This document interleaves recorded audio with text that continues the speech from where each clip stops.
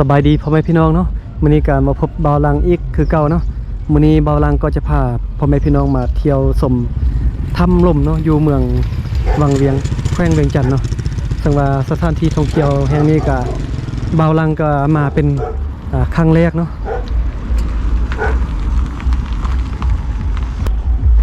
นี่ก็มีบนป้ายบอกนะว่าหับฝากรถใหญ่3,000 กิบรถจักร10,000 กิบนะสาวงามนี่เนาะเดี๋ยวไปจะได้กายางแล้วก็เที่ยวชมไปนำกันนะมาเบิ่งว่าจะเป็นจังไดเนาะเพราะว่าเป็นการมาเที่ยวครั้งแรกนะบ่อลังก็จะคือเก่านะพาพ่อพี่น้อง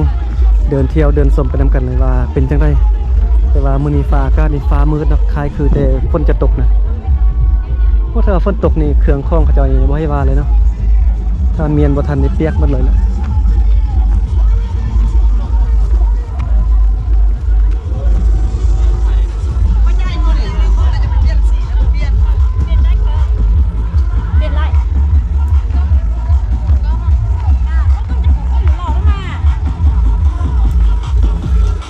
ด้านโซนนี้ก็จะมีร้านขายปิ้งขายอาหารนะ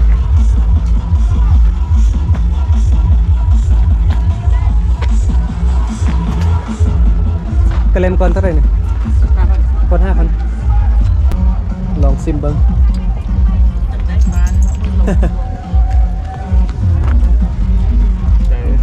ลองซิมกระเลมมึงเนาะก่อน1 5,000 กิบ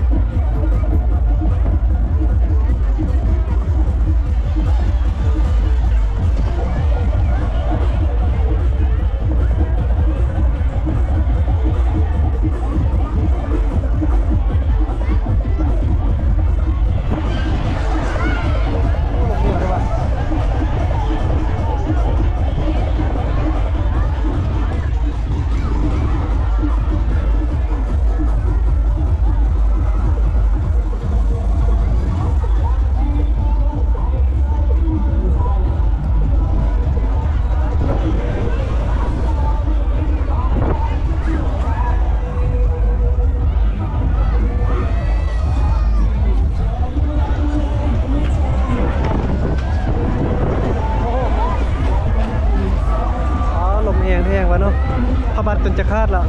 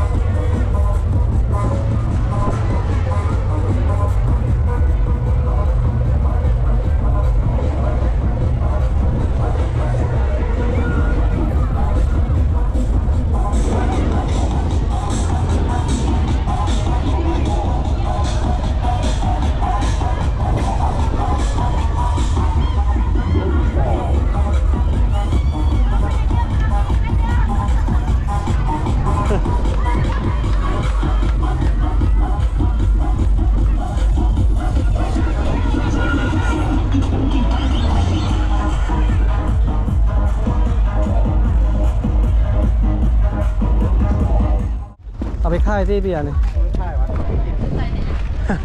ซื้อซอยวะซื้อซอยเศร้าวะ เมื่อไรวะมาแล้ว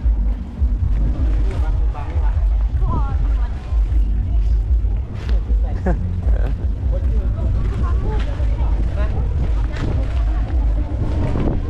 ไปไส้เดี๋ยวนี้โอ้ เที่ยวคนมาเที่ยวเพื่อนหมด อันนี้ก็เป็นเวียงด้วยนี่บุ้มนะ วางเวียงอ่ะ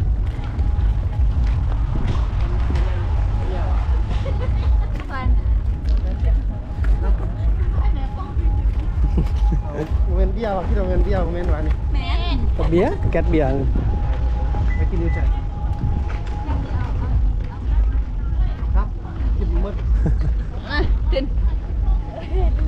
กายแล้วเนาะ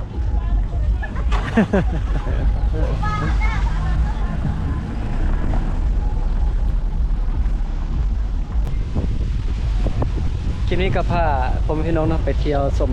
ว่าจะไปถ้ำบ่ได้ไปจนเนาะฟ้ามืดก่อนมีแต่ไปเที่ยวชมบริเวณเขาเจ้าอยู่แคมป์น้ำมาเนาะเขาเจ้ามาล่องเรือนะเก็บภาพบรรยากาศก็ถือว่าวิวนี่งามหลายนะคนมาเที่ยวหลายนะช่วงนี้เพราะว่าใกล้จะบุญสงกรานต์แล้วนะไปตอนนี้เบาซ่องเบากันจิครับแล้วตอนนี้ เดี๋ยวเป็นจะได้กับคอยเจอกันใหม่คลิปต่อไปเนาะ